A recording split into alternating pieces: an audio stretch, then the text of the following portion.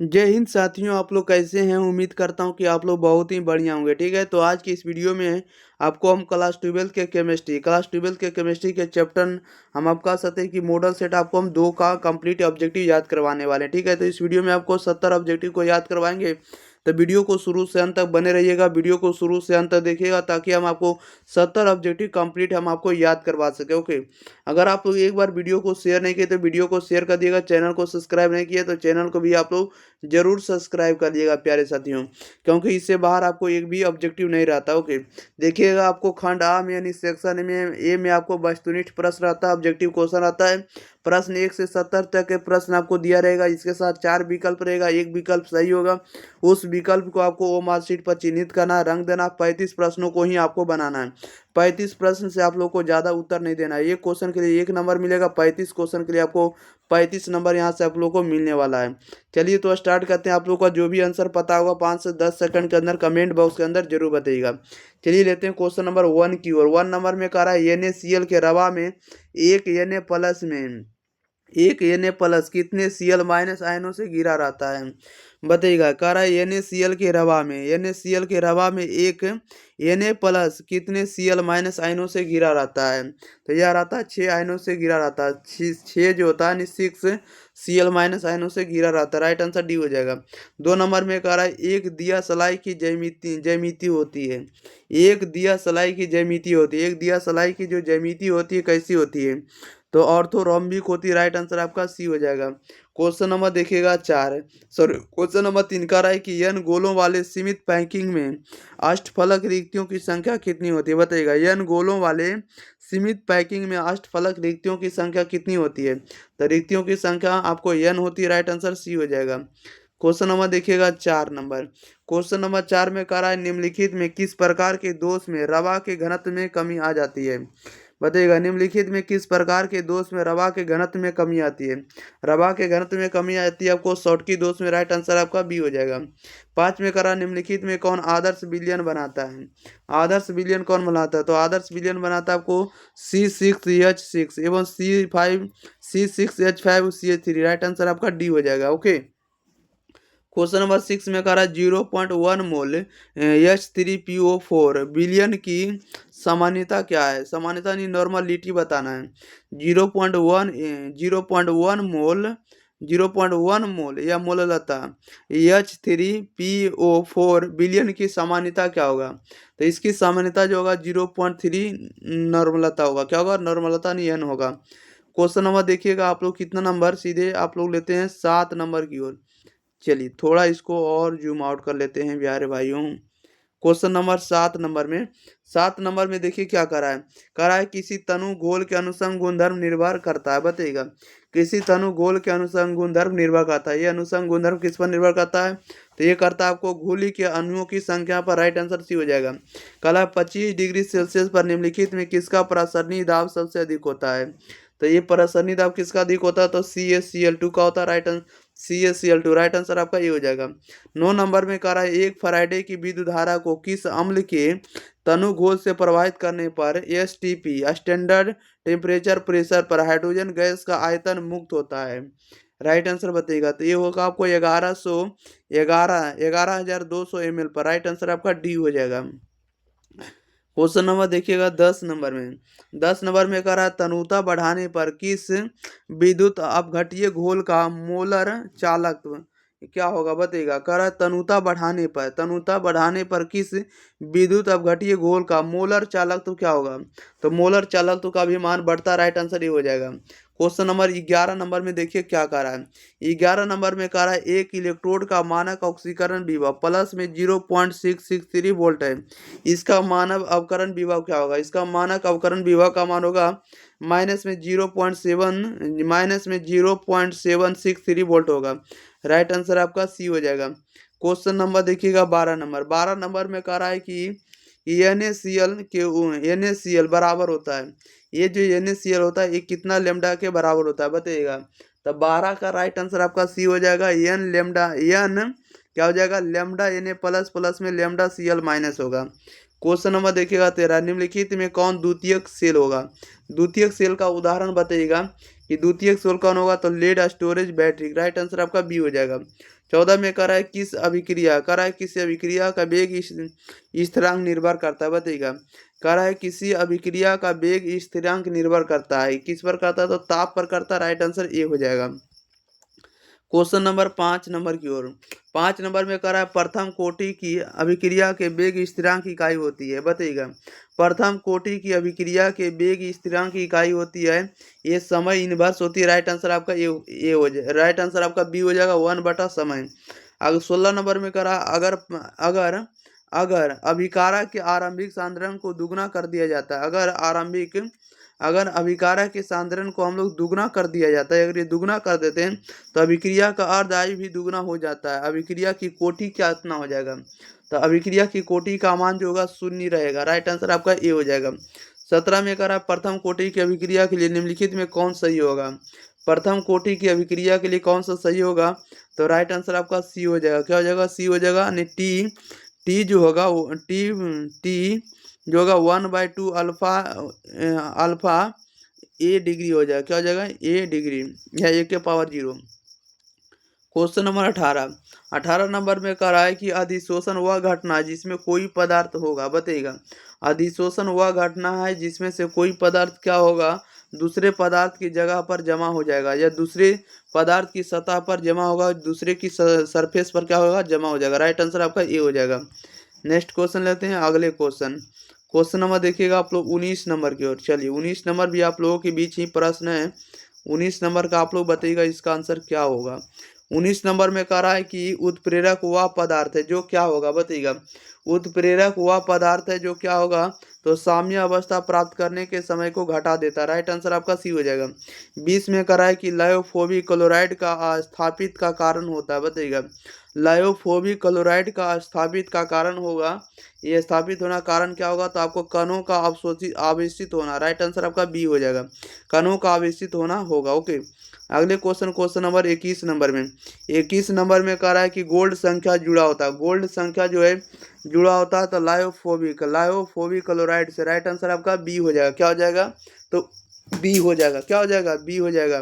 Next question number 22 कह रहा है कि सल्फाइड अयस्कों को पराया सांद्रित किया जाता है, बताइएगा राइट आंसर इसका क्या हो जाएगा।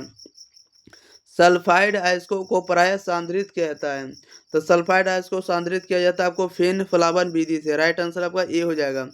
क्वेश्चन नंबर देखिएगा आप लोग सीधे कितना नंबर, तो 23 नंबर में कह रहा है निम्नलिखित में किस धातु का निष्कर्षण जटिल निर्माण विधि द्वारा होता है।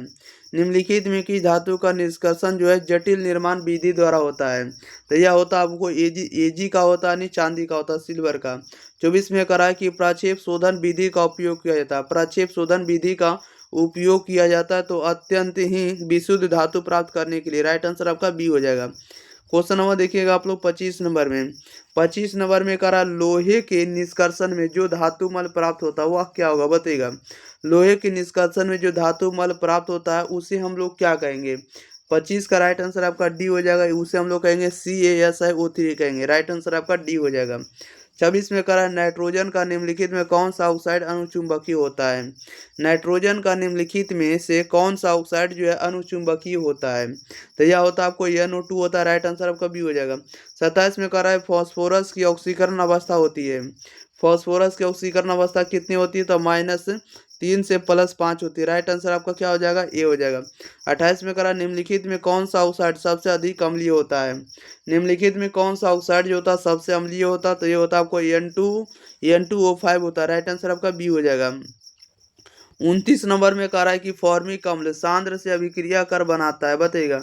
फॉर्मिक अम्ल जो होता है, फॉर्मिक अम्ल सांद्र से अभिक्रिया कर बनाता है, ये क्या बनाता है, तो CO बनाता है, कार्बन मोनोऑक्साइड बनाता है।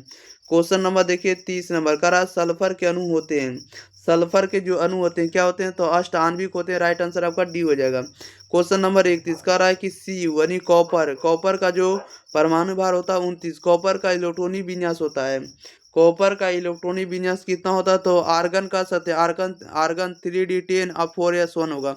आर्गन होता है 17 होता है, और 17 के बाद आप लोग जोड़ लीजिएगा, यहाँ पर हो जाएगा, ठीक है।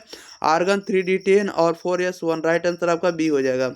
नेक्स्ट क्वेश्चन नंबर देखिएगा आप लोग 32 नंबर में कह रहा है कि लैंथेनाइट तत्वों के समान इलेक्ट्रॉनिक विन्यास होते हैं, राइट आंसर बताइएगा क्या हो जाएगा। लैंथेनाइड तत्वों के सामान्य इलेक्ट्रॉनिक विन्यास कितने होंगे, तो इसके सामान्य इलेक्ट्रॉनिक विन्यास का मान होगा n-2 एफ 0 to 14 और n-1 और डी 0.1 से लेकर n-2 होगा। राइट आंसर बी होगा। क्वेश्चन नंबर 33 में करा निम्नलिखित में कौन जो है एक्टिनाइड नहीं है, बताइएगा निम्नलिखित में कौन जो है एक्टिनाइड नहीं है, तो एक्टिनाइड कौन नहीं, राइट आंसर आप लोग का हो जाएगा डी हो जाएगा। क्या हो जाएगा, डी हो जाएगा, टर्बियम हो जाएगा। 34 में करा निम्नलिखित में कौन जो है प्रतिचुंबकीय है, प्रतिचुंबकीय कौन होगा, तो आपको Sc3+ होगा। क्या होगा, स्कैंडियम 3+ होगा। क्वेश्चन नंबर देखिएगा 35 नंबर में, 35 नंबर में करा Fe2+ या Z=26 में अयुग्मित इलेक्ट्रॉन की संख्या कितनी होगी, तो अयुग्मित इलेक्ट्रॉन की संख्या 4। राइट आंसर आपका ये हो जाएगा। 36 में करा K3FeCN6 में Fe की ऑक्सीकरण संख्या कितनी है, बताइएगा K3FeCN6 में Fe की ऑक्सीकरण संख्या कितनी है, तो 3 है। राइट आंसर आपका क्या हो जाएगा, तो सी हो जाएगा। करा है कि सभी लिगेंड हैं, सभी लिगेंड होते हैं, तो सभी लिगेंड जो होते हैं आपको लेविस भस्म होते हैं। राइट आंसर आपका बी हो जाएगा। नेक्स्ट क्वेश्चन, क्वेश्चन नंबर 38 का रहा है कि जटिल आयन NiCN का होल 4-2 की संरचना होती है, इसकी संरचना कैसी होती है, बताइएगा जटिल आयन NiCN का होल 4-2 की संरचना कैसी होती है, तो इसकी संरचना आपको वर्ग समतलीय होती है या वर्ग तलीय होती है। राइट आंसर आपका सी हो जाएगा। नेक्स्ट क्वेश्चन लेते हैं, क्वेश्चन नंबर 39 नंबर की ओर। चलिए 39 नंबर में देखिए क्या कर रहा है। 39 नंबर में कह रहा है विटामिन B12 में रहता है, विटामिन B12 में क्या रहता है, तो विटामिन B12 में लोहा रहता है। राइट आंसर सी हो जाएगा। 40 में कह रहा है निम्नलिखित में किसका शून्य द्विध्रुवीय आघूर्ण है, बताइएगा निम्नलिखित में किसका शून्य द्विध्रुवीय आघूर्ण होता है, तो शून्य जो होता है द्विध्रुवीय आघूर्ण होता है CCl फॉर्म होता है। राइट आंसर आपका डी हो जाएगा। अगला में कह रहा है निम्नलिखित में कौन जेम जाई हाइलाइड होता है, बताइएगा निम्नलिखित में कौन जो है जेम जाई हाइलाइड है, जेम जाई हाइलाइड कौन सा होगा, तो 41 का राइट आंसर आपका ए हो जाएगा। CH3CHBr2 होगा। राइट आंसर आपका ए हो जाएगा। क्वेश्चन नंबर 42 नंबर की ओर। 42 नंबर में कह रहा है निम्नलिखित में किससे क्लोरोफॉर्म बनता है, बताइएगा निम्नलिखित में जो है किससे क्लोरोफॉर्म बनता है, तो ये बनता है आपको प्रोपेन 2 ऑल से बनता है। किससे बनता है, तो प्रोपेन 2 ऑल से बनेगा। क्वेश्चन नंबर 43 में कह रहा है एल्किन हाइलाइड का उपयोग निम्नलिखित में किससे बनाने में होता है, एल्किन हाइलाइड का उपयोग निम्नलिखित में किससे बनाने में होता है, राइट आंसर इसका बताइएगा, तो ये होता है आपको एल्केन बनाने में और एल्कोहल बनाने में, सभी में। राइट आंसर आपका डी होगा, इनमें से सभी में। क्वेश्चन नंबर 44 नंबर 44 में करा है निम्नलिखित में कौन जो है सेकेंडरी एल्कोहल को निरूपित करता है, तो सेकेंडरी एल्कोहल को निरूपित कौन करता है, तो ये करता है आपको CH कौन करता है, तो CHOH करेगा। राइट आंसर आपका बी हो जाएगा। देख लीजिएगा सिंबल का। ओके, क्वेश्चन नंबर देखिएगा आप लोग, ये जो लगा हुआ बाउंड लगा हुआ, ठीक है, इसको ध्यान रखिएगा। क्वेश्चन नंबर 45 में कह रहा है कि अनाज एल्कोहल निम्नलिखित में किसका सामान्य नाम है, बताइएगा अनाज एल्कोहल जो है निम्नलिखित में किसका सामान्य नाम होता है, तो ये सामान्य नाम होता है एथिल अल्कोहल का। राइट आंसर बी हो जाएगा। क्वेश्चन नंबर देखिए 46 नंबर में, 46 नंबर में करा है कि ग्रेनाड अभिकर्मक क्या करा है, तो ग्रेनाड अभिकर्मक, ध्यान दीजिएगा ब्याहियों। चलिए आप लोगों को कितना नंबर है, तो आप लोगों को हाँ 46 नंबर पर ही आप लोगों को ध्यान देना है। ओके, 46 नंबर में कह रहा है कि ग्रेनाड अभिकर्मक से अभिक्रिया का निम्नलिखित में कौन एल्केन बनाता है, बताइएगा, तो कह रहा है कि ग्रेनाड अभिकर्मक से अभिक्रिया का निम्नलिखित में कौन एल्केन बनाता है। 46 का राइट आंसर आपका ए हो जाएगा, CH3CH2OH हो जाएगा। क्वेश्चन नंबर 47 में कह रहा है कि अभिक्रिया RCOCl+ में H2O को मिलाएंगे, अगर हम PD या BSO4 के साथ अभिक्रिया कराते हैं तो RCHO+ में HCl को हम लोग क्या कहेंगे, या ये अभिक्रिया बनेगा, तो इस अभिक्रिया को हम लोग क्या नाम देंगे, तो उसे हम लोग कहेंगे रोजमंड अभिक्रिया कहेंगे। क्या कहेंगे, तो रोजमुंड अभिक्रिया या रोजमंड अभिक्रिया। राइट आंसर आपका बी हो जाएगा। क्वेश्चन नंबर देखिएगा आप लोग 48 नंबर में कह रहा है कि हाइलाइड के ऑक्सीकरण से प्राप्त होता है, हाइलाइड के ऑक्सीकरण से क्या प्राप्त होगा, तो एक अम्ल प्राप्त होगा। राइट आंसर आपका डी हो जाएगा।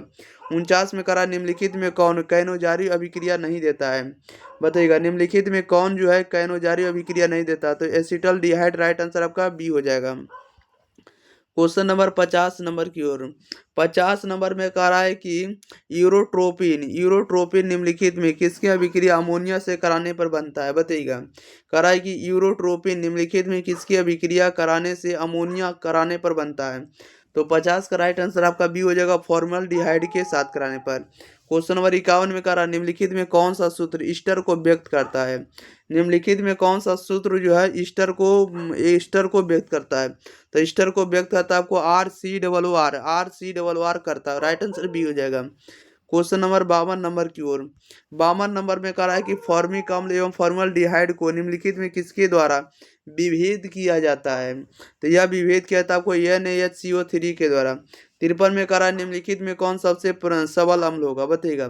निम्नलिखित में कौन जो होगा सबसे सबल अम्ल होगा, तो आपको Cl3COOH होगा, राइट आंसर आपका डी हो जाएगा।